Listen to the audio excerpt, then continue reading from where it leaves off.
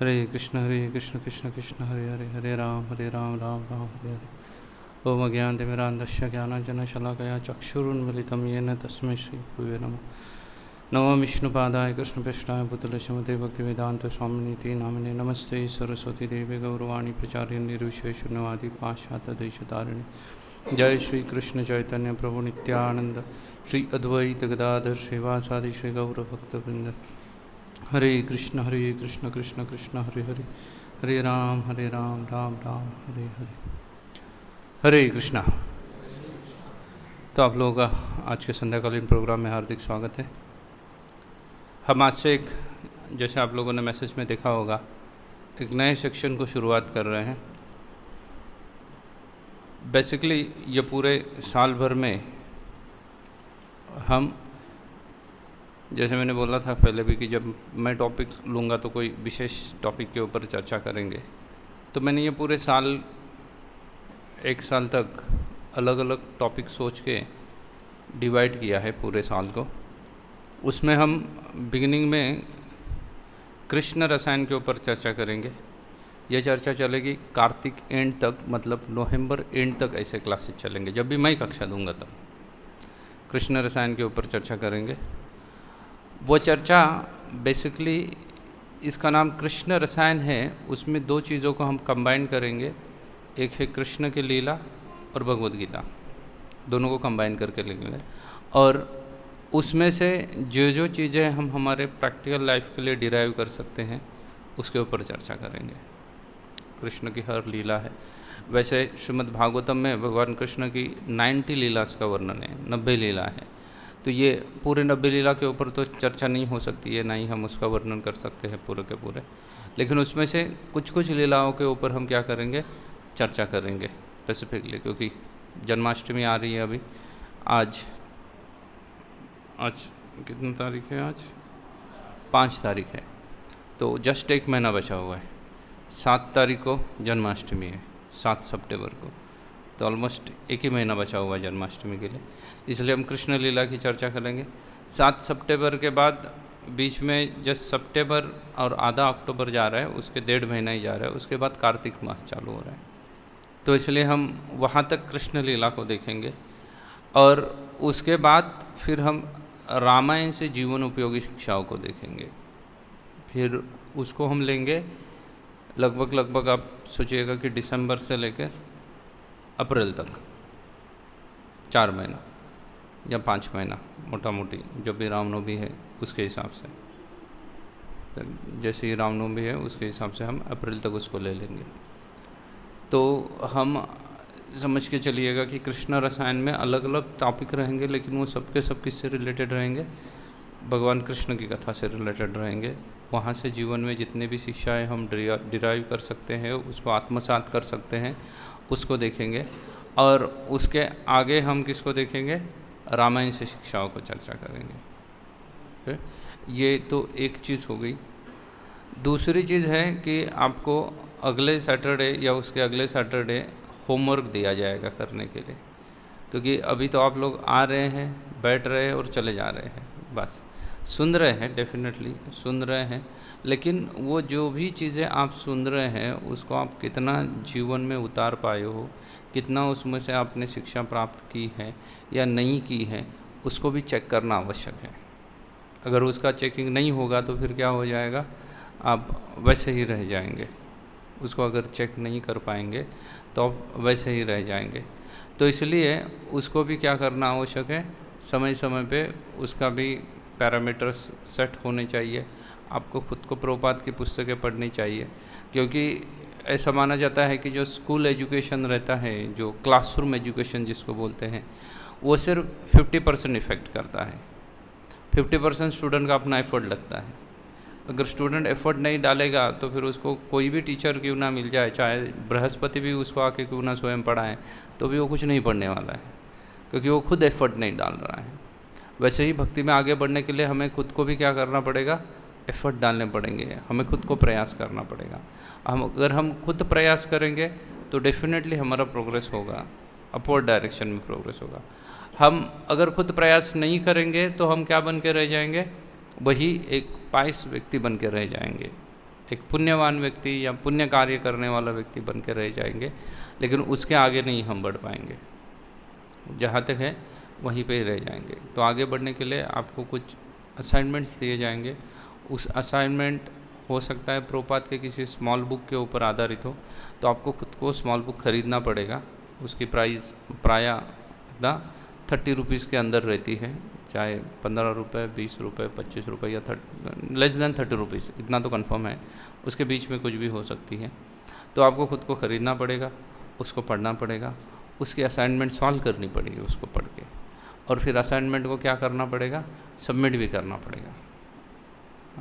तो ये सभी जितने महत्वपूर्ण स्मॉल बुक्स हैं उनके असाइनमेंट के थ्रू हम गुजरेंगे, और उसके बाद फिर हम भगवत गीता की भी असाइनमेंट देखेंगे, उसको भी सॉल्व करेंगे।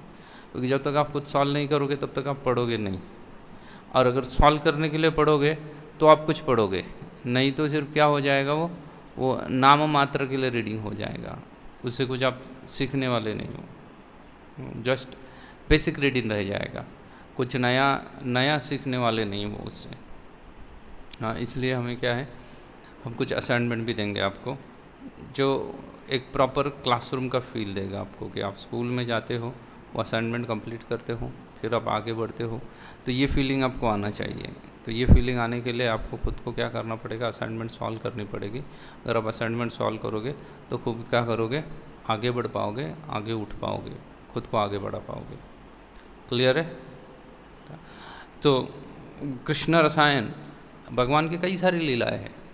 आज का जो टॉपिक था वो कृष्ण रसायन था ना, रस आयन ना, एक्टिविटीज़, आयन का मतलब होता है एक्टिविटीज़, रामायण आयन एक्टिविटीज़, रसायन, रसायन का भी मतलब क्या होता है, एक्टिविटीज़ होता है मतलब ना। कृष्ण रसायन, कृष्ण की जितनी भी सारी लीला है, जो एक्टिविटीज़ है, वो किसके तरह है, रस से, मधुर रस से भरी हुई है, इसलिए उसको कृष्ण रसायन कहते हैं। भगवान की जितनी सारी लीला है उसमें खास करके भगवान इस धरती पर अवतार धारण करते हैं। अवतार धारण करने के भगवान अलग अलग कारण बताते हैं, उसमें से मूल कारण बताते हैं श्रीमद् भगवत गीता में। भगवत गीता में भगवान अपने अवतरण के क्या बोलते हैं, कारण बताते हैं ना। किसको याद है श्लोक जहाँ उन्होंने अपने अपीयरेंस के कारण बताए भगवान ने? परित्राणाय साधूनां विनाशाय च दुष्कृतां धर्म संस्थापनार्थाय संभवामि युगे युगे। भगवान अपने क्या बोल रहे हैं, कारण बता रहे हैं, अवतार धारण करने के कारण बता रहे हैं। अवतार धारण करने के कारणों में जो फर्स्ट कारण बोल रहे हैं वो बोल रहे हैं क्या है, परित्राणाय साधूनां, मैं साधुओं की रक्षा करने के लिए अवतार धारण करता हूँ, अन्य चीज़ के लिए अवतार धारण नहीं करता हूँ। कलयुग में प्रायः हम ऐसे ही बैठे हुए हैं, और बहुत बार भगवान को हमारे जीवन में जो भी घटनाएं घटित होती है उसके लिए क्या करते हैं, दोषारोपण करते हैं ना। ये कुछ हो रहा है, इतना सारा तकलीफ झेल रहे हैं लोग, तो लोग तकलीफ झेल रहे हैं तो उसके लिए भगवान क्यों कुछ नहीं कर रहे हैं ना। पहले तो ना कृष्ण ने अवतार धारण किया, रामचंद्र ने अवतार धारण किया, अन्य जगह पे भगवान ने अन्य अवतार धारण किए, लेकिन अभी भगवान क्यों अवतार धारण नहीं कर पा रहे? ये चीज़ हमारे अंदर हमेशा खटकती रहेगी, आप कई बार इसको बोलते भी रहोगे। लेकिन भगवान अपने अवतार धारण करने के पहले ही क्या बोल रहे हैं, मैं क्या है बोले, कंडीशन अप्लाइड, मैं कंडीशन दे रहा हूँ कि मैं कौन से कंडीशन में क्या करता हूँ, अवतार धारण करता हूँ। आप जब चाहोगे तो हमारे हिसाब से नहीं चलेगा, हमारे हिसाब से नहीं चलने वाला है। एक प्रभुपाद के समय में एक फॉरेन में व्यक्ति था जिसने प्रभुपाद को चैलेंज किया था that I am going to give 100 bad words और स्लैंग्स टू गॉड, मैं गॉड को 100 गाली दे दूंगा भगवान को, और अगर वो सच में भगवान है तो वो मुझे क्या करे, मुझे मारे करके। उसने प्रभुपाद के सामने 100 गाली दे दी भगवान को, कुछ नहीं हुआ उसको। बोले देखो कुछ किया आपके भगवान ने, मुझे कुछ नहीं किया, मैंने भगवान के खड़े खड़े सामने रह के सामने भगवान को गाली दिया, भगवान ने कुछ नहीं किया। Prabhupada said lord is not servant of your father, ना तुम्हारे बाप का नौकर नहीं है, that he is going to kill as per your desire, he is स्वराट। भगवान क्या है, स्वराट है। स्वराट मतलब अपने मर्जी से चलने वाले हैं, वो किसी के हिसाब से नहीं चलते हैं, और इसलिए वो तुम्हें ज़रूर पनिशमेंट करेंगे, लेकिन किसके हिसाब से, उनके हिसाब से पनिशमेंट करेंगे। जब तुम चाहोगे तब नहीं करेंगे। अगर तुम चाहोगे तब पनिशमेंट कर दिया तो तुम्हारे हिसाब से चलने लगे ना भगवान। भगवान तुम्हारे हिसाब से थोड़े चलने वाले हैं, भगवान अपने हिसाब से चलेंगे। और जब जब वो चाहेंगे तब तुम्हें पनिशमेंट करेंगे, ना ही जब तुम चाहोगे तब तुम्हें पनिशमेंट की जाएगी। उनके हिसाब से पनिशमेंट चलेगी। तो वैसे ही भगवान अपने अवतार का अलग अलग कारण देते हैं। हम इस भौतिक संसार में जितना भी दुख भुगत रहे हैं ना, वास्तव में यह दुख मतलब क्या है, हमारी खुद की इंद्रिय तृप्ति में अगर कोई बाधा उत्पन्न हो जाती है तो हम उसको दुख समझ लेते हैं। समझते हैं ना? अगर हमारी इंद्रिय तृप्ति में कोई बाधा उत्पन्न हो जाती है तो हम उसको क्या तुरंत समझ लेते हैं? दुख समझ लेते हैं कि मेरे इंद्रिय तृप्ति में बाधा बन रहा है। अच्छा, जीवन के वास्तविक दुख भी हमें पता नहीं है। वास्तविक दुख तो हमने कई बार उसके ऊपर चर्चा की है, मैं फिर से दोहराऊंगा नहीं। कौन से दुख वास्तविकता में हमने चार दुखों के बारे में इसके पहले भी बहुत बार चर्चा की है, और आप में से बहुत सारे चेहरे उस क्लास में उपस्थित थे। चेहरे देख के बता सकता हूँ कि आप उस कक्षा में उपस्थित थे। हमने 4 दुखों की चर्चा की है।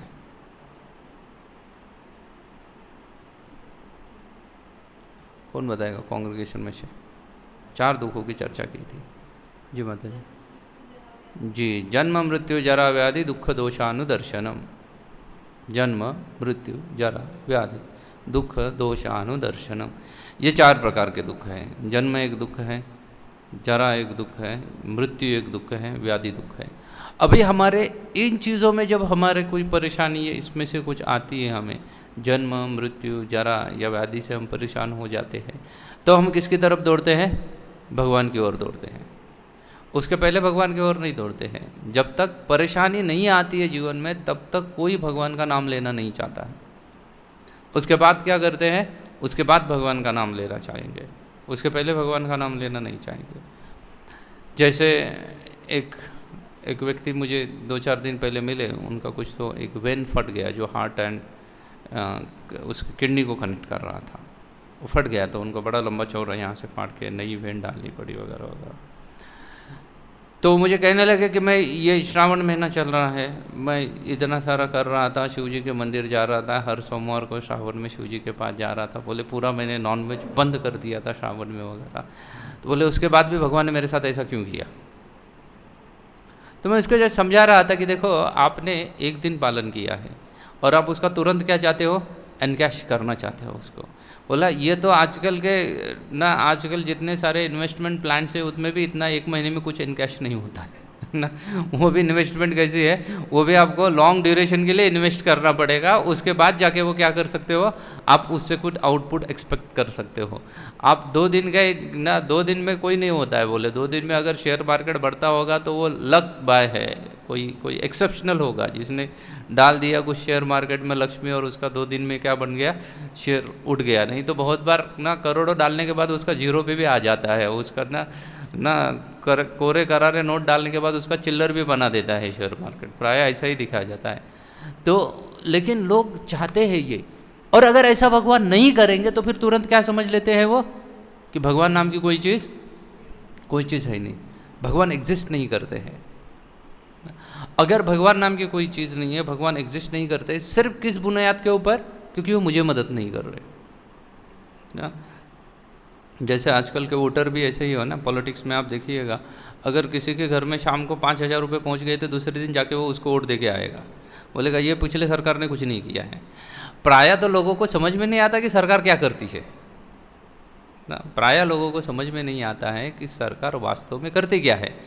हमारे भारत में लगभग मैं तो अनपढ़ लोगों की चर्चा ही नहीं कर रहा हूँ, जो पढ़े लिखे लोग हैं, जो अपने आप को ग्रेजुएट भी समझ लेते हैं, ऐसे ग्रेजुएट मानने वाले लोगों को, जो अपने आप को पढ़ा लिखा मानते हैं, उसमें से 50% लोगों को समझ में नहीं आता है कि मेरे जीवन में या मुझे जो समस्याएं हो रही है, वो जो डिपार्टमेंट है वो केंद्र शासन के अंदर आता है, स्टेट गवर्नमेंट के अंदर आता है, या कॉरपोरेशन का काम है।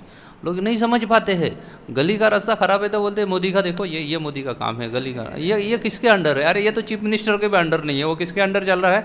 वो कॉरपोरेशन का काम है, जो आपकी लोकल गवर्नमेंट है उसका काम है वो ना। रस्तों का भी सिर्फ NH जितने हैं वही सेंट्रल गवर्नमेंट के पास है, कुछ स्टेट हाईवेज भी रहते हैं, वो सेंट्रल गवर्नमेंट उसके लिए रिस्पॉन्सिबल है नहीं है उसके लिए रिस्पॉन्सिबल। मैं एक बार कलकत्ता से ट्रैवल कर रहा था, मायापुर से कलकत्ता आ रहा था, तो बीच में कई सारे ख़राब रास्ते थे। एक चलाने वाला मुस्लिम ड्राइवर था, वो मुझे बता रहा था, बोला देखो कितने रास्ते ख़राब है। वो गली गली से लेके आ रहा था, बोले देखो ये किया है मोदी ने देश के लिए, कुछ नहीं कर रहा है मोदी। और वो उसमें लगभग 1-1.5-2 घंटा ट्रैवल करने के बाद हम हाईवे पे पहुंच गए हैं, और हाईवे अच्छे खासे थे। वो बोला देखो ममता जी का काम। मैं बोला अरे मूर्ख, ये है ना, ये मोदी का काम है। बोले जो हाईवेज है ना वो उसके पास है। बोले और जिन जिन रास्तों से तुम मुझे गलियों से लेके आए ना, ये स्टेट गवर्नमेंट का काम होता है। बोले तू पहले समझ कि कौन सा काम किसके अंदर है। बोले नहीं आप पार्शलिटी कर रहे हो, आप सभी लोग साधु हो ना, तो आप मोदी का ही गुणगान करोगे। मैं बोला साधु करके नहीं बोल रहा हूँ, मैं एक साधु से बाहर आके बोल रहा हूँ कि पहले तो तू समझ के ले ले कि कौन सा एरिया किसके अंडर में रहता है, और उसके अनुसार तो क्या कर उस व्यक्ति को दोष दे ना। चाहे फिर अगर हाईवे खराब है तो मोदी को दोष देना चाहिए, क्योंकि वो उसका कार्य है, सेंट्रल गवर्नमेंट का कार्य होता है हाईवे अगर ठीक ठाक नहीं है तो। लेकिन बाकी रास्ते अगर ठीक ठाक नहीं है तो उसके लिए सेंट्रल गवर्नमेंट को दोष नहीं दिया जाएगा। वैसे ही हम कुछ भी हो जाए, हमारे जीवन में समस्या भी आ जाए, तो हम किसको दोष देना सीधा चालू कर देते हैं? भगवान को दोष देते हैं। क्योंकि मेरी समस्या है ना, वो मैं समस्या फेस कर रहा हूँ तो मैं भगवान को दोष दूंगा, फिर चाहे वो थोड़ी छोटी समस्या भी क्यों ना हो। लेकिन मैं उसके लिए किसको जिम्मेदार ठहराऊंगा? भगवान को जिम्मेदार ठहराऊंगा। इतने बार बोला गया आपका हेल्थ का ख्याल रखो, एक्सरसाइज करो, ये करो वो करो, कुछ नहीं व्यक्ति करेगा, और फाइनली उसका क्या बढ़ गया? उसका कोलेस्ट्रॉल बढ़ गया, शुगर बढ़ गया, अन्य कोई चीज़ बढ़ गई। जिम्मेदार कौन है? भगवान जिम्मेदार है ना। दोष किसको देंगे? भगवान को देंगे। मंदिर में भी लोग भगवान को देते हैं। जिसका शुगर बढ़ गया वो बोलता है क्योंकि प्रसाद में हमेशा स्वीट रहता है तो क्या होगा। अरे लेकिन खाने के लिए किसने बोला तुझे? प्रसाद में स्वीट के साथ करेला भी रहता है, करेला की भी सब्जी रहती है, अन्य भिंडी गवार और कई सारी सी सब्जियां होती हैं, उसमें से कोई तो खा लेता था। तुझे स्वीट खाने के लिए किसने बोला था? तो इसके लिए तो भगवान को दोष देगा। भगवान ने आके तुझे ज़बरदस्ती थोड़ा खिलाया है, वो तो तेरा अपना कार्य है। लेकिन हम इन चीज़ों को, वास्तविकता को समझ ही नहीं पाते हैं। वास्तविकता को ये समझ नहीं पाते हैं और सोचते हैं कि अगर मेरे जीवन में ये ना जन्म मृत्यु जरा व्याधि इसमें से कोई भी घटना घटित हो रही है तो उसके लिए मैं किसको जिम्मेदार ठहराऊंगा? भगवान को जिम्मेदार ठहराऊंगा। और फिर अगर भगवान मेरे रक्षा नहीं कर रहे हैं, मैंने श्रावण कर दिया या चातुर्मास कर दिया, पुरुषोत्तम मास में कुछ कर दिया, और अगर मेरे साथ अच्छा नहीं हो रहा है तो भी क्या है? भगवान दोषी है ना। अगर कोई परिवार कंटिन्यूअसली मंदिर आता रहता है और उनके बच्चों के मार्क्स अच्छे नहीं आए तो उनको बाजू वाले बोल देते हैं देखो हरे कृष्ण कर रहे थे, क्या फायदा हुआ तुम्हारा, बच्चा तो फेल ही हो गया ना तुम्हारा। अरे लेकिन तुम्हारे बच्चों के मार्क्स अच्छे नहीं आ रहे, उसकी नौकरी नहीं लग रही है, कि भगवान थोड़ा वहाँ पे कोई एम्प्लॉयमेंट एजेंसी खोल के बैठा हुआ है कि तू मंदिर में जाएगा तो नौकरी लग जाएगी तुझे। ऐसा कुछ बोला है क्या भगवान ने कि भाई मैं मंदिर में आऊँगा तो ना आपको नौकरी लगा दूंगा वगैरह? ऐसा कुछ बोला है भगवान ने? नहीं बोला है। लेकिन हम इन सभी चीज़ों में क्या है ना, घुसे हुए हैं। हम भगवान को अपने पर्सपेक्टिव से समझना चाहते हैं कि जिस एंगल से मैं देख पा रहा हूँ ना, भगवान वैसे ही होने चाहिए। ऐसा नहीं हो सकता है, भगवान ऐसे होने चाहिए, ऐसा नहीं हो सकता है। अगर किसी कुत्ते को बोला गया कि मिस वर्ल्ड कैसी होती है उसका स्केच बनाओ, तो वो 4 पाँव दिखाएगा उसको। कितने पाँव दिखाएगा? 4 पाँव दिखाएगा, क्योंकि उसके नज़रिया से सबसे सुंदर मतलब क्या है? शी डॉग है। तो उस पर्सपेक्टिव से वो किसको जज करेगा? मिस वर्ल्ड को जज करेगा। और उसको कैसे निकालेगा? वो 4 पाँव वाली निकालेगा, क्योंकि उसने अब तक वही देखा हुआ है, उसकी उतनी ही अंडरस्टैंडिंग है। इसलिए पहले तो भगवान को समझने के लिए हमारा खुद का ज्ञान का स्तर बढ़ाना पड़ेगा, हमें खुद को ऊपर उठना पड़ेगा। भगवान तो दूर की बात है, यहाँ भौतिक संसार में भी चीज़ों को समझने के लिए हमारा ज्ञान का स्तर ऊपर होना चाहिए ना, कि कहाँ पे सेंट्रल गवर्नमेंट को दोष दिया जाए, कहाँ स्टेट गवर्नमेंट काम करती है, कहाँ लोकल गवर्नमेंट काम करती है। इसके लिए भी ज्ञान की आवश्यकता है। और आप देखिए पढ़े लिखे लोगों को भी ये पता नहीं रहता है, मेजॉरिटी टाइम ये पता नहीं रहता है पढ़े लिखे लोगों को। लाइट भी चली गई घर की तो भी वो सेंट्रल गवर्नमेंट को दोष देंगे, या जो फेमस नेता चल रहा है उसका नाम ले लेंगे। लेकिन लाइट वास्तव में स्टेट गवर्नमेंट के अंदर होती है, सेंट्रल गवर्नमेंट का कुछ उसमें क्या नहीं है, उसमें कोई हिस्सा नहीं है। लेकिन ये भौतिक दुनिया में पढ़ाई करके, भौतिक एजुकेशन लेने के बाद भी ये हाल है लोगों का कि लोगों को समझ में नहीं आता है कि किस चीज़ के लिए किसको जिम्मेदार ठहराया जाए। फिर आध्यात्मिकता में किसको जिम्मेदार ठहराएंगे ना, वो तो बहुत दूर हो गया। फिर आध्यात्मिकता तो बहुत दूर की बात हो गई कि किसको जिम्मेदार ठहराया जाए। तो ये लोगों को पता नहीं होने से लोग अपने पर्सपेक्टिव से भगवान को देखते हैं, और भगवान अगर वैसा कार्य नहीं कर रहे हैं, उनको मदद नहीं कर रहे हैं, तो फिर क्या करेंगे? वो भगवान को जिम्मेदार ठहराएंगे तो फिर आप लोग सोचेंगे कि इतना सारा हो रहा है, अभी अधर्म बढ़ रहा है, भगवान ने बोला है कि धर्म संस्थापना था, ये संभव अभी युगे युगे, तो अभी इतना सारा अधर्म हो रहा है, तो उसके लिए भगवान क्यों प्रकट नहीं हो रहे हैं, इसके लिए भगवान क्यों प्रकट नहीं हो रहे हैं। और हम दोष किसको दे रहे हैं? हर चीज़ के लिए भगवान को दोष दे रहे हैं। हम अपने बर्ताव में चेंजेस लाने का प्रयास नहीं कर रहे हैं कि मैं अपने आप को कैसे सुधारूंगा, जबकि भगवान क्लियरली बोल रहे हैं कि उनके आविर्भाव के पीछे वो कारण बता रहे हैं। चाहे वो कृष्ण लीला के लिए भगवान प्रकट हो जाए या राम लीला के लिए भगवान प्रकट हो जाए, दोनों जगह पे कारण क्या रहेंगे? सेम ही कारण रहेंगे, बदलेंगे नहीं। भगवान भगवद गीता में बोल दिए हैं कि कारण क्या है। तो उसमें से पहला कारण तो बोल रहे हैं परित्राणाय साधूनम, तो मैं साधुओं की रक्षा करने के लिए जन्म लेता हूँ या अवतार धारण करता हूँ। अच्छा, साधु कौन है? तो एक दिन श्रावण, एक महीने के लिए श्रावण मास पालन करने वाला साधु है? नहीं है, लेकिन वो मानता है अपने आप को साधु। एक महीने के लिए ही सही, लेकिन अपने आप को क्या मानता है? वो साधु मानता है। नवरात्रि का उपवास करने वाला साधु है? वो भी साधु नहीं है ना, उसको भी साधु नहीं कह सकते, क्योंकि वो 9 दिन के लिए साधु नहीं होता है ना। एक व्यक्ति थे, साधु थे बेसिकली ना, मेरे जैसे ही यंग उम्र के थे, और उनका जहाँ पे मठ था या कुटिया थी, उसके सामने मैदान था, वहाँ बहुत सारे क्या है बच्चे खेला करते थे गांव के बाहर। अभी तो हम इस्वान वाले क्या करते हैं, हम दाढ़ी मुझ लंबी लंबी रखते नहीं हैं, क्योंकि हम दाढ़ी मुझ बढ़ाएंगे तो कोई हमें बुलाएगा नहीं प्रचार करने के लिए, इसलिए समय के साथ चलने के लिए इसको निकालना पड़ता है। लेकिन प्रायः साधुओं की क्या होती है ना, 1 मीटर लंबी दाढ़ी हो सकती है, मुझे भी हो सकती है लंबी दाढ़ी। तो वो साधु थे, लंबी चौड़ी दाढ़ी बढ़ चुकी थी, 2 महीना भी आप सेविंग नहीं करोगे तो लंबी चौड़ी दाढ़ी बढ़ेगी। तो वो जो बच्चे आते थे ना, वो उनको चिढ़ाते थे। बच्चे आते थे खेलने के लिए, उसी मैदान में कई सारी बकरियाँ भी आती थी, गांव है ना, तो गाय भी आएगी, भैंस आएगी, बकरी आएंगी, बच्चे भी खेल रहे हैं वहाँ पे।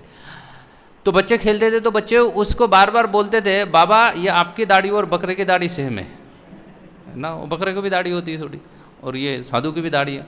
बोले इसमें तो कोई फ़र्क नहीं नज़र आ रहा है हम लोगों को। बच्चे टीचिंग करते थे, साधु हंस के निकल जाते थे, वो अपना कार्य में, अपने भजन में व्यस्त रहते थे।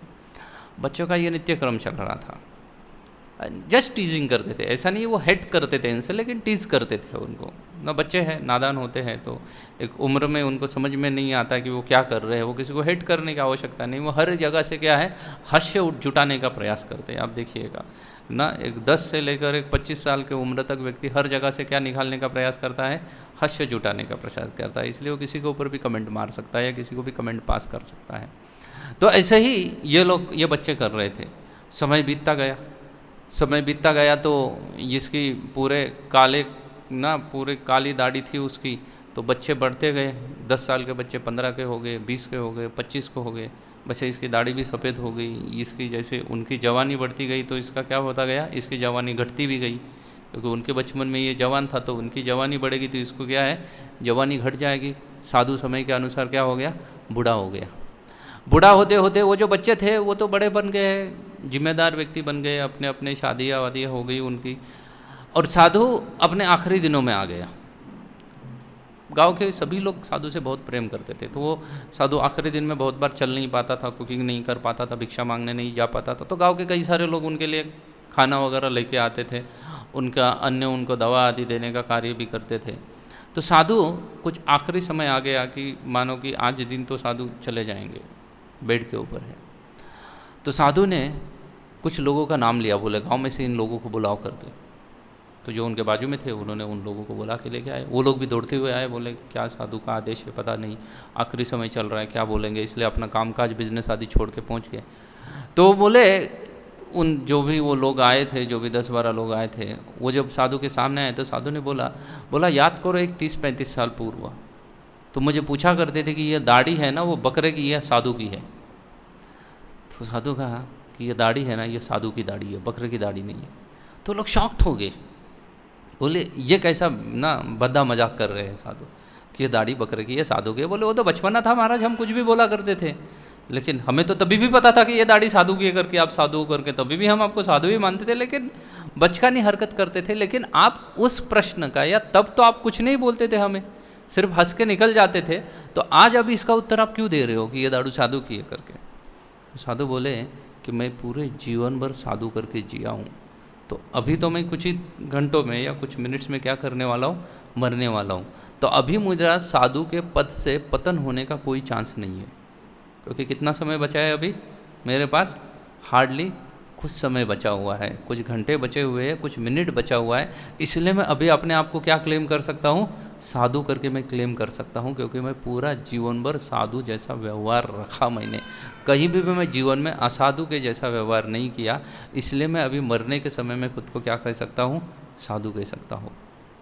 ऐसे जो लोग हैं ना, वो बच्चे तो समझ गए, बहुत बड़ी शिक्षा है, साधु उनको देखे जा रहे थे कि कोई भी चीज़ को क्या है, आपको जीवन भर पालन करना पड़ेगा। अगर आप जब जीवन भर उसी चीज़ को नित्य रूप से पालन करते हो, तब जाके भगवान आपकी क्या करेंगे, केयर करेंगे, आपको नोट करेंगे कि ये क्या है, ये साधु है।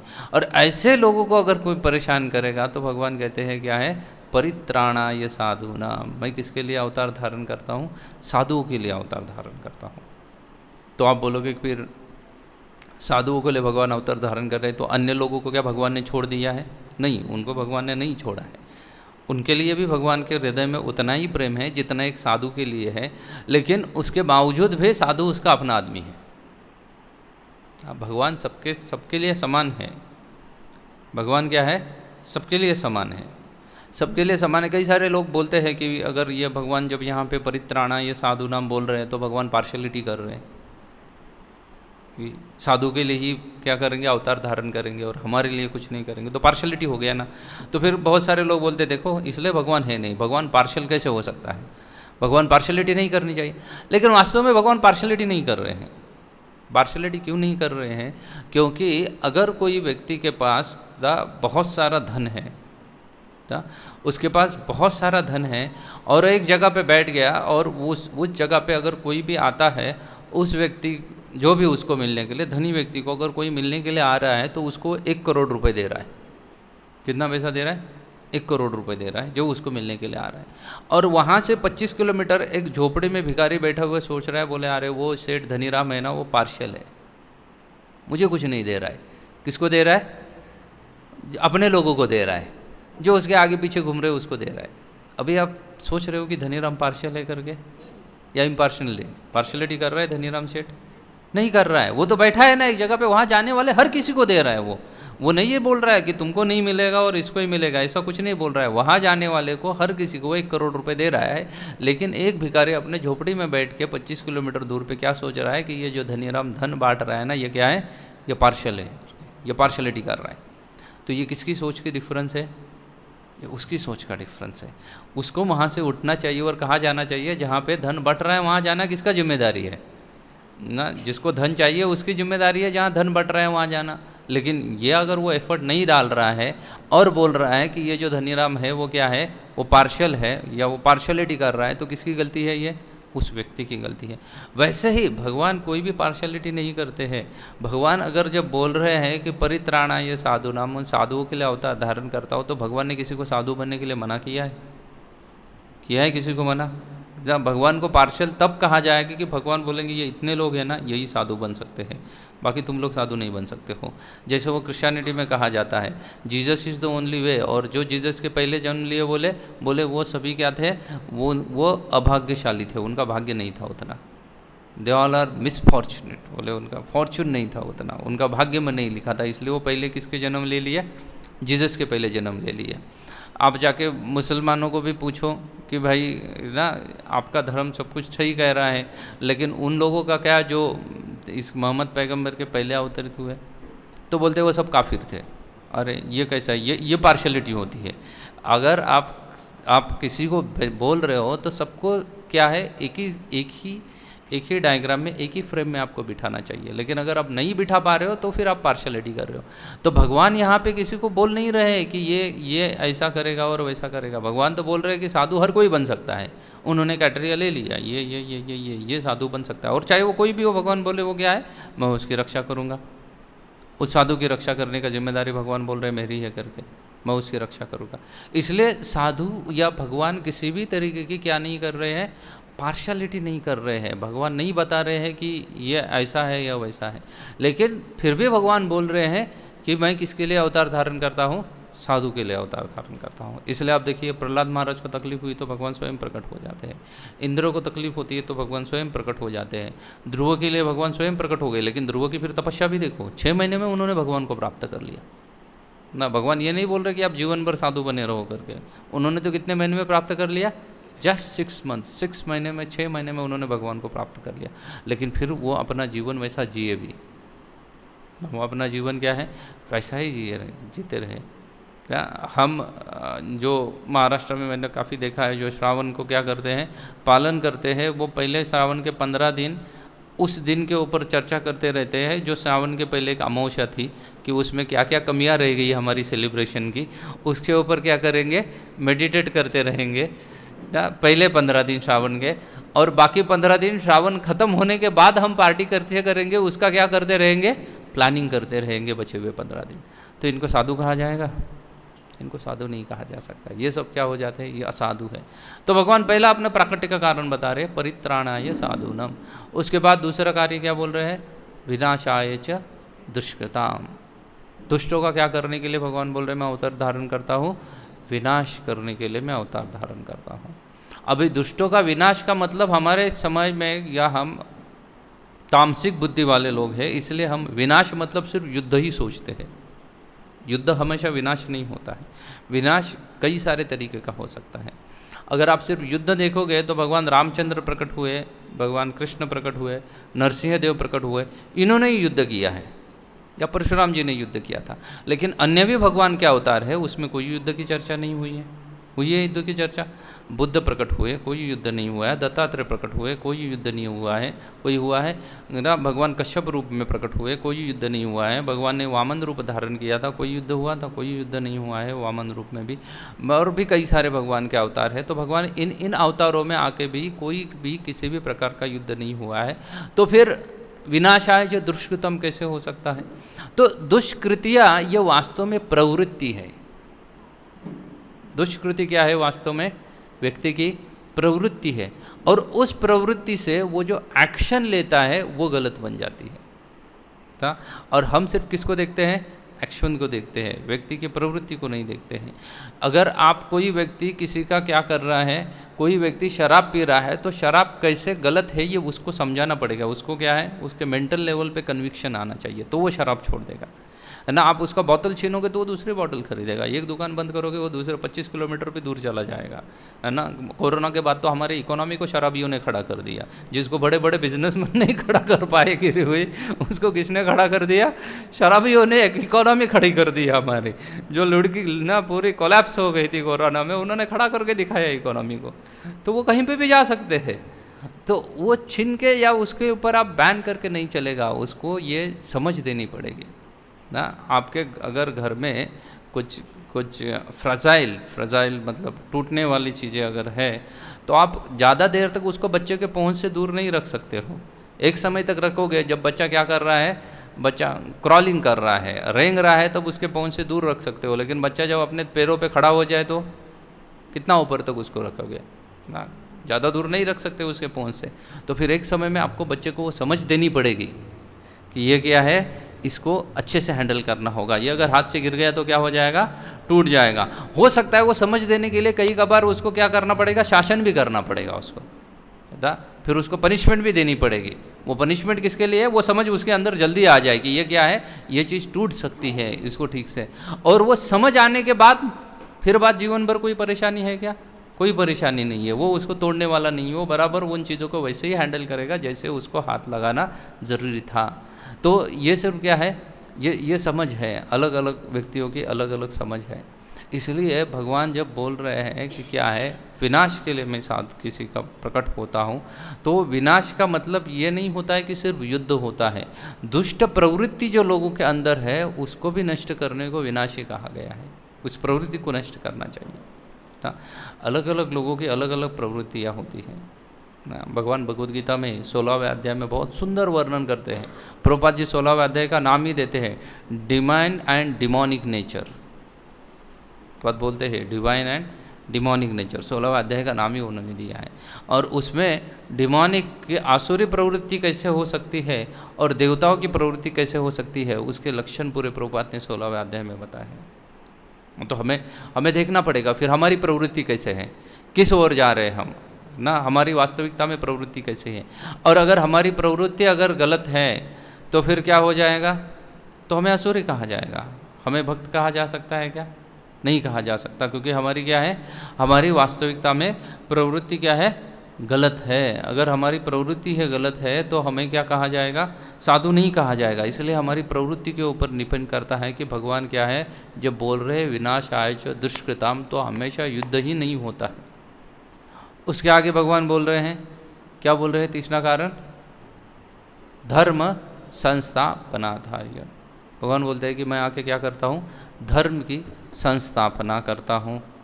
परित्राणाय साधूनां विनाशाय च दुष्कृतम धर्म संस्थापनार्थाय संभवामि युगे युगे। हर युग में मैं प्रकट होता हूँ, धर्म की संस्थापना करने के लिए, स्थापना करने के लिए मैं प्रकट होता हूँ।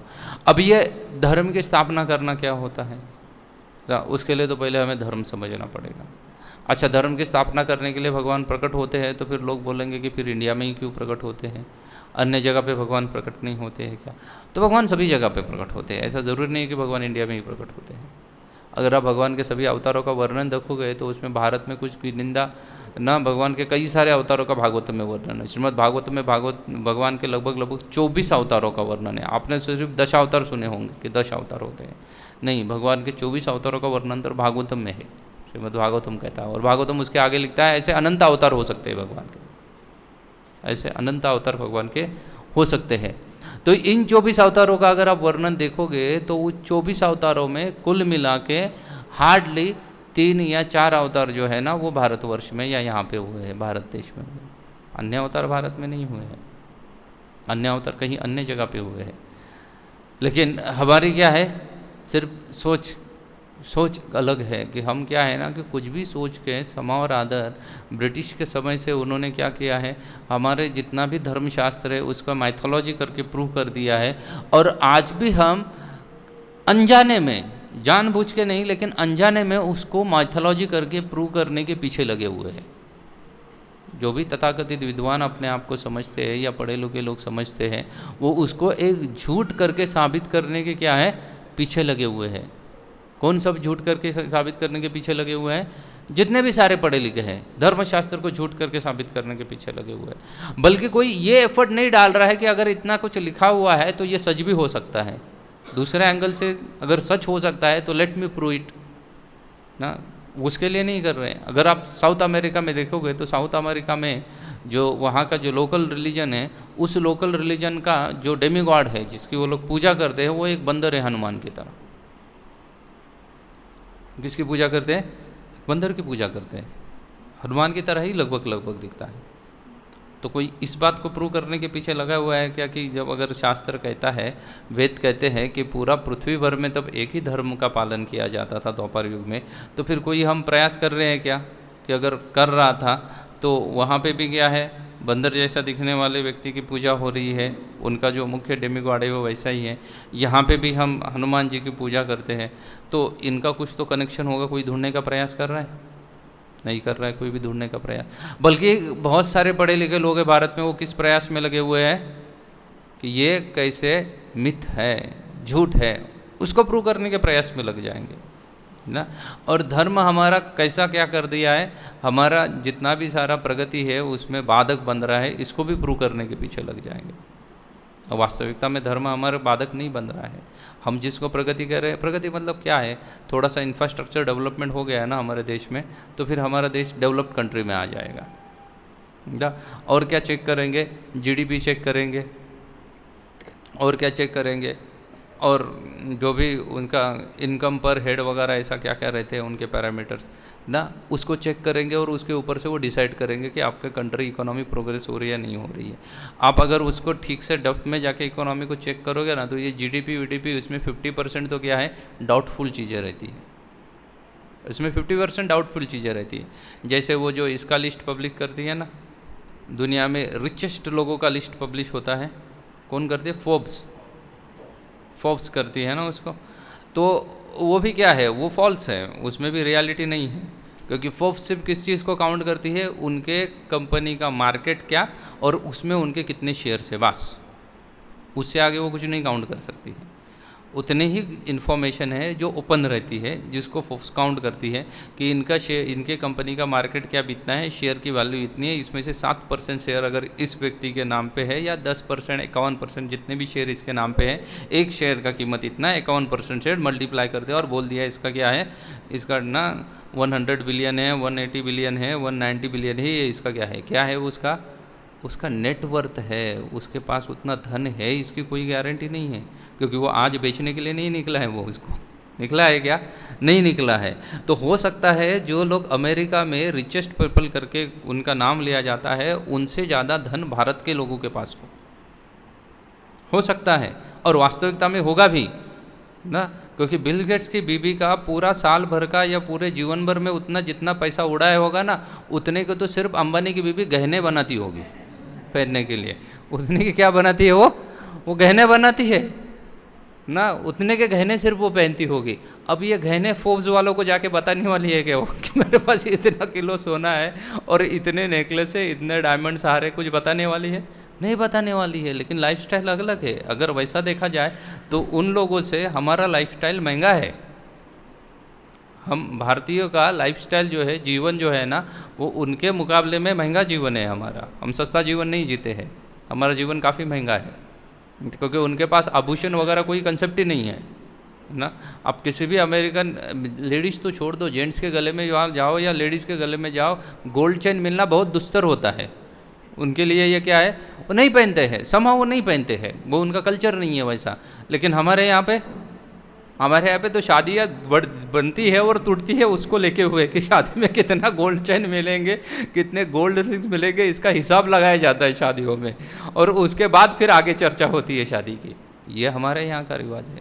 तो फोर्ब्स ये सब चीज़ें नहीं देख रही है। वैसे ही जिसको हम भौतिक प्रगति बोल रहे हैं, वो हो सकती है जो इंटरनेशनल लेवल पे काउंट किया जाए, वो क्या हो सकती है, वो फेक भी हो सकती है, वो रियलिटी नहीं हो सकती है।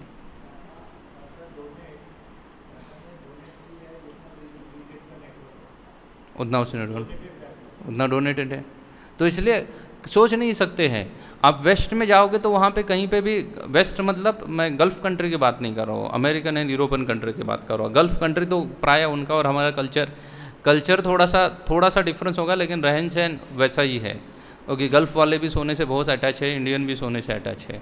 वेस्ट वाले सोने से अटैच नहीं है उनका ना। वो ना बिल गेट्स भी होगा या और जितने भी सारे टेस्ला विस्ला के मालिक, वो प्लास्टिक प्लेट में खाएंगे। हमारे यहाँ थोड़ा सा धन है, वो प्लास्टिक प्लेट नहीं यूज़ करेगा, वो चांदी की, मिनिमम चांदी की प्लेट बनाएगा, या गोल्ड ना सिल्वर कोटेड प्लेट लेगा वो खाने के लिए, ना सिल्वर स्पून लेगा वो खाने के लिए, या अगर उससे आगे बढ़ता है तो वो गोल्ड प्लेट लेगा वो खाने के लिए। खाएगा वही राइस दाल सब्जी चपाती, लेकिन वो गोल्ड प्लेट में लेके खाएगा। तो एक बार ये बोल रहे थे, मैं वेस्टर्न सन्यासी का लेक्चर सुन रहा था, बोले इंडियंस आर वेरी रिच, बोले अमेरिकन्स आर वेरी पुअर, बोले because they eat, even for the eating they use gold ना। हमारे बहुत सारे आयुर्वेद के दवाइयाँ है जिसमें किसका इस्तेमाल होता है, गोल्ड का इस्तेमाल होता है। यहाँ तक कि च्यवनप्राश में तक गोल्ड का इस्तेमाल होता है। एटलीस्ट एडवर्टाइजमेंट तो वैसा करते हैं वो लोग, बाकी दान नहीं अलग बात। So this is the richness. तो जिसको हम वास्तव में प्रगति समझ रहे हैं, वो प्रगति हो नहीं सकती है ना। तो इसलिए धर्म का पालन करना वास्तव में प्रगति है। अभी जो हम सोच रहे हैं ना, वो प्रगति नहीं है। आप देखिए, अगर हमारा देश प्रोग्रेस कर रहा है, या हम अंडर डेवलप कंट्री से डेवलप कंट्री की ओर बढ़ रहे हैं, आज पर द मोदी 2047 लगभग आज से और लगभग कितना 25 साल के बाद 47 में क्या हो जाएगा, हम डेवलप कंट्रीज हो जाएंगे। अभी डेवलप कंट्रीज़ अगर आप देखो तो क्या होना चाहिए, उन लोगों का शोक भय नष्ट होना चाहिए ना, तो उसको डेवलप कहेंगे ना। शोक और भय अगर नष्ट नहीं हो रहा है तो काहे का डेवलपमेंट हो गया हमारा। शोक वैसे के वैसा रह गया व्यक्ति के जीवन में, भय वैसे के वैसे रह गया, तो डेवलपमेंट कहाँ हो पाया है। और आप देखिएगा दिन ब दिन हमारा भय बढ़ता जा रहा है, नहीं जा रहा है भय बढ़ता ना। हमेशा हम भयभीत रहते हैं, हमारा भय बढ़ता जा रहा है, दिन ब दिन बढ़ता जा रहा है। जितनी हम टेक्निकल प्रोग्रेस कर रहे हैं, उतना भय हमारा क्या हो रहा है, बढ़ता जा रहा है। ये है ना एक इडियट बॉक्स, एक मोबाइल है ना, इसको हम 24 घंटा कहाँ पे लेके घूमते हैं, जेब में डालते हैं। 18 घंटा जेब में डालते हैं, 6 घंटा सो जाएंगे तो उसको बाजू में लेके सोते हैं, है ना। माँ बच्चे को दूर सुला सकती है वो अपने, लेकिन मोबाइल को दूर नहीं रखेगी, उसको तकिया के नीचे लेके सोएगी। रियलिटी है, रियलिटी है ये। अच्छा, जिसको 24 घंटा साथ में रखा है फिर भी उसके ऊपर इतना भय है कि उसको उसके बावजूद भी उसको क्या किया जाएगा, लॉक डाले जाएंगे, पासवर्ड डाले जाएंगे और क्या क्या थंब प्रिंट आदि आदि उसको रखा जाएगा। अच्छा, इतना लॉक लगा कि वो सेटिस्फाइड नहीं होता है, उसके आगे फिर से व्हाट्सएप के लिए अलग पासवर्ड रहेगा, उसका इंस्टाग्राम के लिए अलग पासवर्ड रहेगा उसका, और क्या कह सकते हैं जो भी ट्विटर आदि है ये सब के लिए क्या करेगा, वो अलग अलग पासवर्ड रखेगा। अभी आप बताइए, आपका चलो मेल के लिए उसने पासवर्ड डाल दिया क्योंकि मेल दूसरे मशीन से एक्सेस हो सकता है, व्हाट्सएप दूसरे मशीन से एक्सेस होता है, नहीं होता ना, वही मशीन से। ये मोबाइल सॉरी आप लोग, sorry use technical language, technically इसको मशीन ही कहते हैं ना, ये भी एक मशीन है, तो टेक्निकली इसको मशीन कहते हैं। तो ये हैंडसेट से अगर मैं अपना व्हाट्सएप एक्सेस कर रहा हूँ तो मैं आपके हैंडसेट से व्हाट्सएप मेरा एक्सेस कर सकता हूँ क्या, नहीं कर सकता। उसके लिए यही हैंडसेट चाहिए ना, और यही हैंडसेट तो 24 घंटा मेरे जेब में है, फिर मुझे भयभीत होने की क्या आवश्यकता है। 24 घंटा ये हैंडसेट मेरे जेब में है, फिर भी मैं, और उसको ऑलरेडी मैंने पासवर्ड डाला हुआ है, लेकिन उसके बावजूद भी मैं व्हाट्सएप को पासवर्ड रख रहा हूँ। रख रहे हैं नहीं रख रहे? आप फ्रैंकली बताइए, आपके सबके व्हाट्सएप को पासवर्ड है या नहीं है? अभी हाथ नहीं खड़ा करेंगे लोग, क्योंकि लोगों को पता है क्यों डाल रहे हम, ये हमारे किसको दर्शा रहा है, भय दर्शा रहा है। हमारा भय क्या हो रहा है, बढ़ता जा रहा है, दिन ब दिन हमारा भय बढ़ रहा है, वैसे ही हमारा शोक भी बढ़ रहा है। वैसे भी हमारा दिन ब दिन क्या बढ़ता जा रहा है, शोक भी बढ़ता जा रहा है, वैसे ही हमारा दिन ब दिन क्या बढ़ता जा रहा है, मोह भी बढ़ता जा रहा है। शोक, भय, मोह, ये क्या हो रहा है, ये बढ़ रहा है, मल्टीपल हो रहा है, घटने का कोई चांस नहीं रह रहा है। शोक, मोह, भय, इसमें कोई गिरावट नहीं आ रही है, बल्कि इसमें क्या हो रहा है, ये दिन ब दिन बढ़ते जा रहा है। तो फिर इसको प्रोग्रेस कहेंगे? किस बेनिफिट पे इसको प्रोग्रेस कहेंगे? इसको कुछ प्रोग्रेस नहीं कह सकते। एक समय था गांव में घर में कोई लॉक नहीं लगाए जाते थे, लगाए जाते थे? नहीं लगाए जाते थे ना, सिर्फ लोग डोर बंद करके लेते थे ताकि क्या ना आ जाए, कोई कुत्ता बिल्ली गाय वगैरह घर में ना घुस जाए।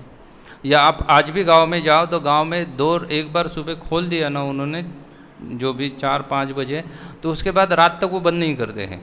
बंद करते घर का दरवाज़ा नहीं बंद करते। अगर बंद करेंगे तो गांव के लोग बोलेंगे यार दरवाज़ा क्यों बंद करके रखे हो, उसको खोल दो करके। नहीं कह रहा? अभी हम अपने आप को गांव के लोगों से एडवांस मानते हैं, और एडवांस मान के दिन भर में क्या करते हैं, अगर कोई बजा दे ना डोर तो ही खोलते हैं, नहीं तो खोलते हैं नहीं खोलते हैं, बंद करके रखते हैं। घर का दरवाज़ा बंद करेंगे, उसके बाद बेडरूम का भी बंद करके रखेंगे। व्हाट इज शोइंग, ये हमारे सिर्फ भय का निर्देशन है और कुछ नहीं है। हमारा क्या बढ़ रहा है, भय बढ़ता जा रहा है। हम सोच रहे हैं प्रोग्रेस कर रहे हैं, लेकिन वास्तव में प्रोग्रेस नहीं कर रहे हैं। अगर आप प्रैक्टिकलिटी देखेंगे, आप मेंटल लेवल पे अगर देखेंगे तो हमारा प्रोग्रेस नहीं हो रहा है, बढ़ता जा रहा है। इसलिए आप देखो, जितने सारे हैप्पीनेस का रोशे ढूंढा जाता है तो गरीब कंट्री ज़्यादा हैप्पी होते हैं ना। जो थर्ड वर्ल्ड जो है ना, second world, third world, first world, develop country को फर्स्ट वर्ल्ड कहते हैं, India, China, under development country को सेकंड वर्ल्ड कहते हैं, और थर्ड वर्ल्ड है गाना, गुयाना, केनिया, टांजानिया, इथोपिया, और भी कुछ कंट्रीज़ हो सकते हैं उसके अंदर, म्यांमार आदि। इसको क्या है, ये सभी थर्ड वर्ल्ड कंट्रीज़ हैं। और आप जब हैप्पीनेस ढूंढा जाता है कि दुनिया के सबसे आनंदी लोग कौन से देश में रह रहे, तो आप देखना थर्ड वर्ल्ड के कंट्रीज़ का नाम रहता है, सेकंड वर्ल्ड, फर्स्ट वर्ल्ड का नहीं रहता है नाम। सब कहाँ से कंट्रीज आते हैं, थर्ड वर्ल्ड वाले आ रहे हैं, जबकि उनके पास उतना डेवलपमेंट नहीं है, फिर भी वो आनंदित है।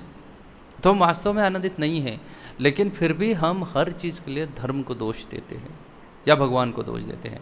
इसलिए भगवान ने कहा परित्राणाय साधूनां विनाशाय च दुष्कृतां धर्म संस्थापना था। यह बोले धर्म की स्थापना करने के लिए मैं प्रकट होता हूँ।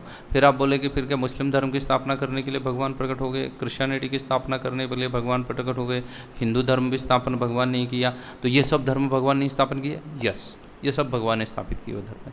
तो फिर मुस्लिम धर्म की स्थापना के लिए भगवान कहाँ प्रकट हुए हैं? क्वेश्चन आ सकता है ना हमारे माइंड में कि कहाँ भगवान प्रकट हुए? मुस्लिम धर्म भगवान ने स्थापित करने के लिए, क्रिश्चियनिटी को स्थापित करने के लिए भगवान कहाँ प्रकट हो गए?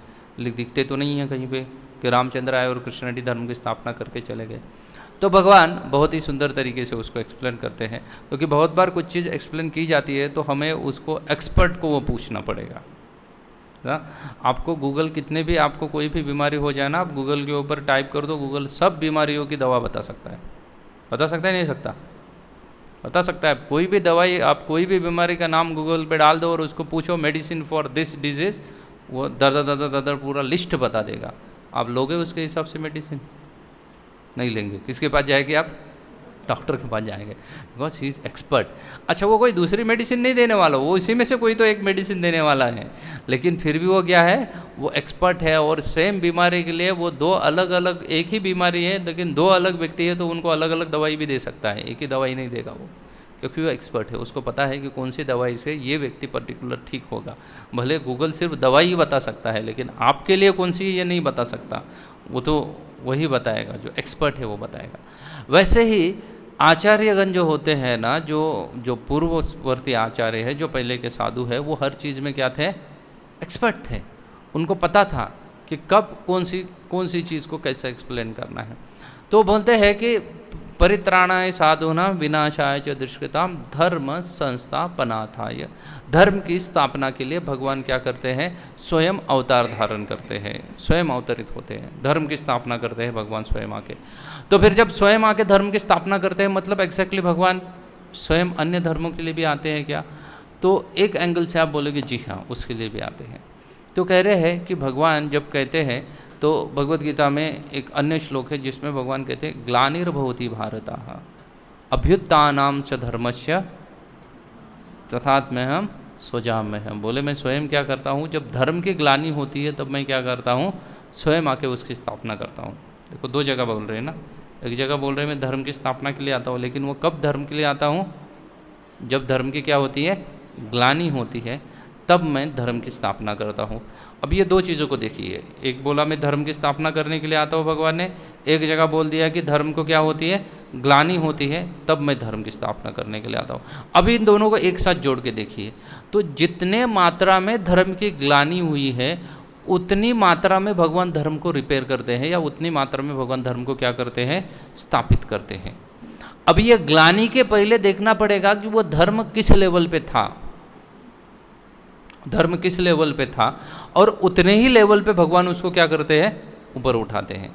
जैसे कि आप मानिए भारतवर्ष में, हम जिस देश में रह रहे हैं, यहाँ पे धर्म पालन करने वाले लोग, धर्म की जो भी धर्म मतलब वही जीवेर स्वरूप है नित्य कृष्णदास ना, वही धर्म है। अभी इस धर्म को कुछ लोग जो है वो ब्राह्मण क्षत्रिय वैश्य शूद्र और उसके साथ साथ ब्रह्मचारी गृहस्थ वानप्रस्थ सन्यासी, इसको वर्णाश्रम धर्म करते हैं। तो भगवान जब पहले कह रहे हैं कि धर्म की ग्लानि होती है, तो वहाँ पे भी भगवान वर्णाश्रम धर्म की चर्चा कर रहे हैं। और जब बोल रहे हैं कि मैं धर्म की स्थापना करने के लिए आता हूँ, धर्म संस्थापनार्थाय, मैं स्वयं धर्म की स्थापना करने के लिए आता हूँ, तो वहाँ पर भी भगवान कौन से धर्म की चर्चा कर रहे हैं? तो पहले एक चीज़ ध्यान में रखनी चाहिए कि भगवान धर्म मतलब वर्णाश्रम धर्म की चर्चा कर रहे हैं। वर्ण मतलब 4 प्रकार के वर्ण हैं, ये उच्च वर्ण है, ये चारों जो है वो उच्च वर्ण है। गलती से लोग समझते हैं कि शूद्र मतलब निचला जाति होता है, वैसा नहीं है। ये जो 4 वर्ण बोले गए ये उच्च है, इसके आगे के नीचे के बहुत सारे हैं, 7-8 है। आबीर शुंभा यवनाथ खसायात, ऐसे कई सारे हैं। अंध पुलिंद पुलकशा आबीर शुंभा यवनाथ खसायात, 8 बनते हैं ये। अंध पुलिंद पुलकशा आबीर शुंभा यवनाथ खसायात, या 8 है। हून आबीर शुंभा यवनाथ खसायात, तो ये 8 बनते हैं। तो ये 8 को लोग लेट कहा गया है, ये 8 वास्तव में लोग रेड है, लेकिन हमारे पॉलिटिक्स ने हमारे दिमाग में क्या कर दिया ना, भूसा भर दिया कि शूद्र मतलब लोग रेड होता है। वो लोग रेड नहीं है, वो अपर क्लास है। ब्राह्मण क्षत्रिय वैश्य शूद्र ये अपर क्लास है, और लो क्लास है उनका अलग से लिस्ट है। लेकिन हम क्या है, एक ही को पकड़ के, कोई अध्ययन करना ही नहीं है, और किसी ने कुछ बता दिया तो उसको ही क्या मान के चल रहे हैं, हम सच मान के चल रहे हैं। हम खुद खोल के देख नहीं रहे बुक को कि वास्तव में क्या है करके। अगर टीचर कुछ बोल रहा है, जिसने दिन भर कोई चीज़ पढ़ाई, तो ये हमारा जिम्मेदारी बनता है कि हम घर में जाने के बाद बुक खोल के देखें उसको, कम से कम कि टीचर ने पढ़ा है वो वैसा ही पढ़ा है जैसे सिलेबस में लिखा है, या वो आउट ऑफ सिलेबस कुछ चल रहा है। ये किसका जिम्मेदारी है? हमारा जिम्मेदारी है ना। तो वैसे ही धर्मशास्त्र पढ़ना हमारी जिम्मेदारी है। तो ये जो धर्म है उसकी जब स्थापना होती है तो ये वर्णाश्रम धर्म है। 4 प्रकार के वर्ण हैं, 4 प्रकार के आश्रम हैं। अभी जो जिस लेवल पे इनको पालन कर रहा था और वो किस लेवल पे गिर जाते हैं, उतने लेवल पे भगवान उसको उठाने के लिए भगवान उसकी स्थापना करने की व्यवस्था करते हैं, स्वयं व्यवस्था करते हैं। कैसे?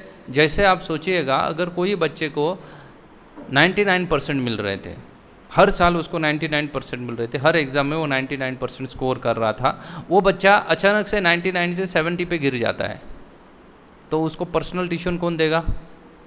टीचर देगा। जो टीचर पढ़ा रहा है ना उसको, वो उसको क्या बोलेगा कि मैं तुम्हें क्या करता हूँ, पर्सनल ट्यूशन देता हूँ, तुम मेरे पास आ जाओ, क्योंकि तुम 99 से कहाँ चले गए हो, 70 पे चले गए हो। Agree you all?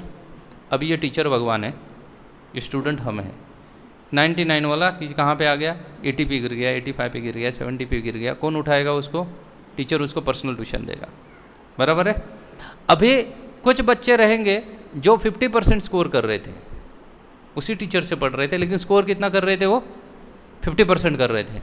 अभी वो 50% डाउन हो गया, 40-35 पे चला गया, उसको भी ग्लानि आ गई, चक्कर आ गई। ग्लानि मतलब चक्कर होता है जिससे व्यक्ति गिर जाता है। वो कहाँ पे गिर गया? 50 का 40, 35, 45 पे गिर गया। अभी आप बताइए, टीचर उसको डायरेक्ट केयर करेगा या उसको बोल सकता है यार तेरा थोड़ा सा ना ये चीज़ें तुझे समझ में नहीं आ रही है, ये जो 90 वाला है ना इसके साथ बैठ के थोड़ा सा उसको देख ले। क्या करेगा टीचर? खुद पढ़ाएगा या उसको 90 वाले के साथ बिठाएगा? क्या करेगा? 90 वाले के साथ बिठाएगा ना, उसको 90 वाले के साथ बिठाएगा, बोलेगा क्या कर तू थोड़ा इसके साथ इसका संग कर दे, तो वो बेंच पे मत बैठा कर, वो बेंच वाले सब फेल वाले हैं, तू थोड़ा आगे आ जा करके यहाँ पे आके बैठ जा। टीचर चेंज करेगा ना उसकी जगह, तो उसके ग्लानि से टीचर उठा रहा है नहीं उठा रहा है? उसको उठा रहा है उसको ना। आप बोलोगे कहाँ उठाया? टीचर ने तो उसके घर पे नहीं बुलाया, घर पे तो वो साली उसको बुलाया था, जो 90 से 80 पे आया था उसको घर पे बुलाया, इसको तो घर पे नहीं बुलाया। लेकिन फिर भी इसको इसकी ग्लानि थी, उसको किसने रिपेयर किया? टीचर ने ही रिपेयर किया। उसने प्रावधान किया कि तू 9 जो 50 से नीचे गिरा है वो कैसा ऊपर आ सकता है। अच्छा, कोई 30 पे ही था, उसका बिगिनिंग से स्कोर 30 था, और वो उसके अचानक से ग्लानि आ गई और वो कहाँ पे 30 से 20 पे वगैरह आ गया, तो उसको किसके साथ बिठाया जाएगा? ये 50 वाले के साथ बिठाया जाएगा। बोला तो ये 50 वाले के साथ बिठाया कर, तो क्या करेगा? इम्प्रूव होगा तेरा, क्योंकि टीचर अच्छे से जानता है अगर मैं ये 20 वाला ना 30 वाला जब 20 पे आया है उसको मैं 90 वाले के साथ बिठाऊंगा तो ये समझ नहीं पाएगा, क्योंकि 90 वाला एक अपर लेवल पे चल रहा है, इसके लेवल पे वो आएगा ही नीचे, वो आएगा ही नहीं। वो अगर प्रयास करेगा नीचे आने को तो मैक्सिमम 60-70 वाले के साथ मैच होगा, लेकिन उसके नीचे वाले के साथ वो काम करेगा नहीं करेगा, वो उसके ऊपर ही चलेगा। और जो ये ना जो 30 से 20 पे आया है तो 40 वाला उसको मैच कर सकता है अपने साथ, अपने स्पीड के साथ थोड़ा मैच करके उसको क्या कर सकता है? उसको ऊपर उठा सकता है। और लेकिन भगवान जो टीचर है वो ये इनको सबको पर्सनल दे रहा है क्या अटेंशन? नहीं दे रहा है। वो सिर्फ पर्सनल अटेंशन किसको दिया? जो 90 से नीचे आया उसको पर्सनल अटेंशन दिया। इनको भी पर्सनली बोल सकते हैं, लेकिन उन्होंने सिर्फ इनके अटेंशन की क्या की? टीचर ने व्यवस्था कर दी कि मेक श्योर करने के लिए कि वो क्या कर रहे हैं? प्रोग्रेस करें। वो मेक श्योर करना था कि वो नहीं चाहते थे कि वो गिरा है ना जो 30 पे था वैसे ही पास नहीं हो रहा है, उसको 20 क्या मिले 30 क्या मिले, फाइनली फेल ही है। भगवान ऐसा नहीं सोचते। वो 30 पे है तो कम से कम वो कहाँ पे बना रहे? 30 के ऊपर वो बना रहे, कंटिन्यूसली वो 30 के ऊपर बना रहे, 30 से 20 ना आ जाए ना। तो 30 से 20 अगर वो आ गया तो भगवान को चिंता होने लगती है।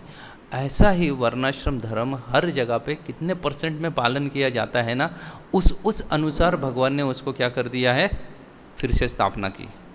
जितना % पे पालन हो रहा था उसको ग्लानि हो गई, उस % से वो नीचे गिर गया। तो वो कौन से % पे पालन हो रहा था और कितना नीचे गिर गया है, उसके अनुसार उसकी स्थापना करने की जिम्मेदारी किसकी है? भगवान की है। और वो जिम्मेदारी भगवान ने बखूबा निभाई है। किस तरीके से? या तो खुद आए, खुद नहीं आए तो जो 90% वाले हैं उनको भेज दिया। और ये धर्म की ग्लानि नित्य रूप से होती रहती है। जैसे भारत में रहने वाले सीधा सीधा 90 या 100% वाले नीचे गिर गए, तो फिर क्या कर दिया भगवान ने? या ये 80% पे थे वो नीचे गिर गए, तो भगवान नित्य रूप से कई सारे साधुओं को भी भेजते रहते हैं। जैसे श्रील प्रभुपाद जी आए, उन्होंने भी तो धर्म की स्थापना ही की है। क्या किया प्रभुपाद ने? धर्म की तो स्थापना की, धर्म फिर से सिखाया, फिर से भगवत गीता एक्सप्लेन किया, मतलब धर्म की स्थापना ही करने के बराबर होता है। लेकिन ये क्या है? प्रभुपाद जी 90 ना 100% स्कोर वाले हैं, हम नीचे गिर गए, 70 वाले थे, हम थोड़े और नीचे गिर गए, तो 90 वाले को बोल दिया भाई 70 वालों के साथ बैठ जा करके जाके कुछ देर तक के लिए तू, और उसको समझा फिर से कि तू थोड़ा सा गलत चल रहा है करके। सब कुछ ठीक है तेरा, लेकिन थोड़ा क्या कर रहा है, गड़बड़ कर रहा है, तो थोड़ा क्या कर रहे हैं, अपने आप को ऊपर उठा ले करके ना। वैसे ही जहाँ जहाँ पे लोग जितने मात्रा में धर्म को पालन कर रहे थे, ज़रूरी नहीं कि हर जगह पे वो 100 आउट ऑफ 100% पालन कर रहे थे। कुछ जगह पे वो कुछ लोग 100% पालन करते होंगे, कुछ लोग उससे कम पालन करते होंगे, लेकिन जो लोग जहाँ पे जितने मात्रा में धर्म को पालन कर रहे थे, भगवान ने क्या कर दिया, उनको उस स्तर से उतने मात्रा में ऊपर उठाने का प्रयास किया है। इसलिए दुनिया में जितने सारे धर्म या जितनी सारी प्रथाएं दिखती है, वो सब क्या है, क्योंकि वो उतना ही समझ पाएंगे ना, उससे ज़्यादा समझेंगे नहीं। इसलिए भगवान ने उनको क्या कर दिया, उससे अगर वो थोड़ा सा नीचे गिर गए तो उनको क्या कर दिया, फिर चाहे भगवान ने किसी को मसीहा को भेज दिया या प्रॉफिट को भेज दिया, ये सब ना मसीहा या प्रॉफिट कंसेप्ट रिलीजन से, जितने सारे रिलीजन्स है खास करके वेस्टर्न कंट्री में, उसका कोई तो एक मसीहा रहता है, वो आया, उसने कुछ बताया और उसके नाम से आगे धर्म चालू किया। तो वो भेजने का कार्य किसने किया, भगवान ने किया। तो मसीहा था 50% वाला, ये तो 30 वाला था, वो 20 पे आ गया, तो उसने आके उनको फिर से कहाँ पे स्थित कर दिया, उनको फिर से 50 पे स्थित कर दिया। लेकिन जहाँ भारतवर्ष में ऑलरेडी लोग 99 पे थे, वहाँ से नीचे आ गए, तो फिर स्वयं कौन आ गए, भगवान अवतरित हो गए। और टीचर ने सीधा सीधा स्वयं उस केस को ले लिया, बोले इनको तो डायरेक्ट सिखाना पड़ेगा ना। इसलिए भगवान बोलते हैं स काले न महता योगो नष्टो परंतप। भगवत गीता बोले मैंने पहले किसको सुनाई, आप चौथा अध्याय खोल के देखेंगे भगवत गीता, तो भगवान बोलते मैंने पहले विवस्वान को बताया था, है ना, विवस्वान को बताया। फिर विवस्वान ने किसको बोला, ईश्वाकुल, ईश्वाकुल है मनु ब्रवित, ईश्वाकुल ने मनु को बताया, और वैसे करके नीचे आई। लेकिन क्या है, योग नष्टो परंतप, स काले महता, काल के प्रभाव से धीरे धीरे वो नष्ट होते गया। तो मैं फिर से क्या कर रहा हूँ, स्थापित कर रहा हूँ, क्योंकि तुम सब लोग कहाँ पे हो, 99 वाले हो, तो थोड़े से नीचे आ गए, तो मैं तुमको उठा रहा हूँ ना। लेकिन वो सब समय खत्म होते होते हमारा समय आ गया, हम वैसे ही कहीं पे 60-70 पे थे, तो वहाँ से नीचे गिर गए, तो किसको भेज दिया, 99 वालों को भेज दिया भगवान ने, बोले जाके इनको फिर से सुनाओ। फिर कई सारे आचार्य हो सकते हैं, शायद श्रील प्रभुपाद हो, भक्ति सिद्धांत ठाकुर हो, तुकाराम महाराज हो, ज्ञानेश्वर आदि हो, इनको भेज दिया, क्योंकि क्या है, ये 99 वाले हैं, इनको डायरेक्ट बोलो, इनको कोई घुमा फिरा के कुछ सिखाने की ज़रूरत नहीं है। थोड़े से नीचे गए हैं वो उठ जाएंगे ऊपर, तो वैसा शिक्षा हमें दी है। तो इसलिए हमें डायरेक्ट बताया जा रहा है, कोई घुमा फिरा के कुछ नहीं बताया जा रहा है कि भगवान लाइट है, ये है, वो है, कुछ नहीं बताया जा रहा है। हफ्ते में एक बार स्नान करो, है ना, 1 महीने का रोज़ा रखो वगैरह, कुछ नहीं है। हमें डायरेक्ट इंस्ट्रक्शंस है, डायरेक्ट इंस्ट्रक्शन है। हफ्ते में नहीं, तुमको दिन में 2 बार स्नान करने की आवश्यकता है ना। तुम्हें रोज़ा वीज़ा का कोई कंसेप्ट नहीं, you have to give up. तुम्हें मांस मच्छी आदि क्या करना पड़ेगा, छोड़ना ही पड़ेगा। बोले कोई तरीका नहीं है, डायरेक्ट बता दिया हमें। उन लोगों को घुमा के बताए, वही चीज़ बताई है, लेकिन क्या कर दिया है, उनको रूल्स शिथिल करके बता दिया है, क्योंकि भगवान जानते हैं उनको किस चीज़ की आवश्यकता है, उनको थोड़े से एक्स्ट्रा मार्क्स देने की आवश्यकता है, तभी वो उसको धारण करेंगे। तो ऐसे भगवान प्रकट होते हैं, और यह प्राकट्य के समय में भगवान कई सारी लीलाएं करते हैं ना। तो ऐसे भगवान प्रकट हो गए कृष्ण रूप में, जिनका जन्माष्टमी आएगा, और भगवान रामचंद्र भी प्रकट हो जाएंगे। तो इनके जीवन काल से उनकी जीवन उपयोगी शिक्षाएँ हैं, उसको हम क्या करेंगे, हम एक एक कक्षा में उसको देखेंगे ना। कई सारी शिक्षा सीख सकते हैं हमें। आपने तो कई बार पूतना का सिर्फ कथा को एंजॉय किया होगा कि पूतना आई है करके, लेकिन उससे हम जीवन में क्या शिक्षा है, इसके बारे में तो कभी हमने सोचा नहीं है ना। आपने गोवर्धन लीला को भी सुना होगा, लेकिन उससे हम जीवन में क्या ले सकते हैं, वो कभी हमने सोचा नहीं है। अपने रुक्मिणी हरण को भी सुना होगा बहुत बार, लेकिन उससे भी जीवन में कई सारी चीज़ें हम सीख सकते हैं। तो ये ऐसे ही हम कृष्ण कथामृत देखेंगे कि उनके कथा को देखेंगे, तो 50% कथा चलेगी and 50% will derive some lesson from it. कुछ ना कुछ हम उनसे क्या करेंगे, लेसन लेंगे, शिक्षाएँ लेंगे, जो अपने जीवन में उतारेंगे। ठीक है, हरे कृष्णा। सो कोई प्रश्न है, एक प्रश्न अगर किसी को कुछ समझ में नहीं आ रहा है आज की कक्षा में,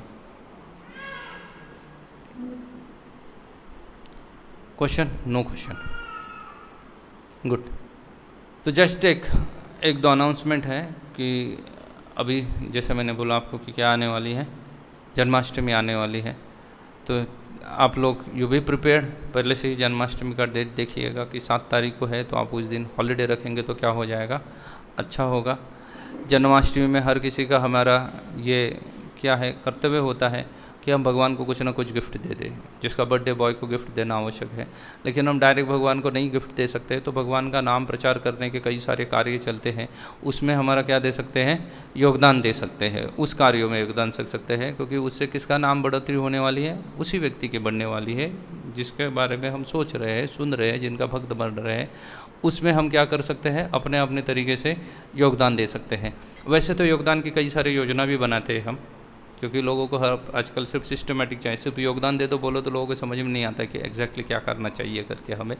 तो फिर उसके लिए हम कई सारी योजनाएं बनाते हैं। फिर उसमें कलशाभिषेक हो जाए या प्रभुपाद कलशाभिषेक होता है, तो वो सब चीज़ें आपको व्हाट्सएप पे शेयर की जाएगी। कलशाभिषेक है, जन्माष्टमी कलशाभिषेक, तो आपको डायरेक्ट भगवान का अभिषेक करने का मौका मिलेगा। आप में से कई सारे लोगों ने पिछले साल भी किया होगा, इस साल भी आप उसको फिर से रिपीट कर सकते हो। कई प्रभुपाद अभिषेक है तो आपको प्रभुपाद का अभिषेक करने का मौका मिलेगा। उसकी कुछ धनराशि होती है, वो धनराशि इस बात की नहीं है कि आप अभिषेक कर रहे हो इसलिए आपसे धनराशि दी जा रही है, वो बेसिकली आपका कंट्रीब्यूशन है या गिफ्ट है या कंट्रीब्यूशन है भगवान के लिए। तो जन्माष्टमी के लिए आप अपने आप को क्या कीजिएगा, प्रिपेयर कीजिएगा। हमारी तरफ से जितना हो सके हम कृष्ण की लीलाओं को सुना के आपको क्या करेंगे, जन्माष्टमी के लिए आपकी चेतना को ना, चेतना कॉन्शियसली प्रिपेयर रहना बहुत ही आवश्यक है। अगर हम कॉन्शियसली प्रिपेयर नहीं रहेंगे तो हम उस चीज़ का पूरा लाभ नहीं उठा पाते हैं ना, पूरा लाभ नहीं उठा पाएंगे, क्योंकि हम चेतना से क्या नहीं थे, सचेत नहीं थे उस चीज़ के लिए। सचेत है तो हम पूरा लाभ उठाएंगे। तो भगवान की जन्माष्टमी आ रही है, तो हमारी चेतना को उसके लिए क्या करना, उसके लिए तैयार रखना हमारी जिम्मेदारी है। तो हम हमारे ओर से पूरा प्रयास करेंगे कि आपकी चेतना को उसके लिए क्या करें, तैयार करें। उसके साथ साथ सिर्फ क्लासरूम स्टडी नहीं होना चाहिए, कुछ यात्रा भी होनी चाहिए। You have to go to the holy places, उन जगहों पे जाना चाहिए। इसलिए हम वन डे एक ट्रिप रख रहे हैं देहू दर्शन के लिए। तुकाराम महाराज का स्थान है, तुकाराम महाराज का जन्म देहू में हुआ था। भगवान के प्रसिद्ध संत हुए ना, जो भगवान को बहुत ही प्रिय थे, तो उनका जन्म स्थान देहू में हुआ है। तो हम देहू जा रहे हैं, तो वो पुणे के साइड में है। तो इस्कॉन के पुणे में भी 2 प्रसिद्ध मंदिर है, एक NVCC है जो श्री राधा वृंदावन चंद्र, और एक निगड़ी में मंदिर है, एक पुणे का स्थान है, गोविंद धाम करके उसका नाम है, वहाँ पे भी मंदिर है, और उसके नज़दीक देहू धाम है। तो इसकी वन डे ट्रिप रखी है हमने, वो रखी है सैटरडे को ही, ताकि आपका अन्य चीज़ों डिस्टर्ब ना हो जाए। दैट इज़ ऑन 19 सितंबर, जो 2 हफ्ते बाद, आज सैटरडे आला वाला 12th है और उसके बाद 19 को सैटरडे है। तो 19 सैटरडे को हमने वन डे ट्रिप रखी है। आपके व्हाट्सएप ग्रुप पे उसका मैसेज आया होगा, नहीं आया होगा तो फिर से रीडायरेक्ट करेंगे, फिर से भेजेंगे लोग उसको। तो आप उसमें क्या कीजिएगा, पार्टिसिपेट कीजिएगा। It's like one day return trip है। सुबह हम 6 बजे जाएंगे, फिर से शाम को 7-8 बजे तक रिटर्न आ जाएंगे यहाँ पे। Just one day return trip है, इसमें ज़्यादा तकलीफ वाला कार्य नहीं है। तो आपको ज़्यादा छुट्टी डालने की भी आवश्यकता नहीं है। सैटरडे है तो it's as good as holiday है, तो आप उसमें भी पार्टिसिपेट कर सकते हैं। हरे कृष्णा। श्रील प्रभुपाद की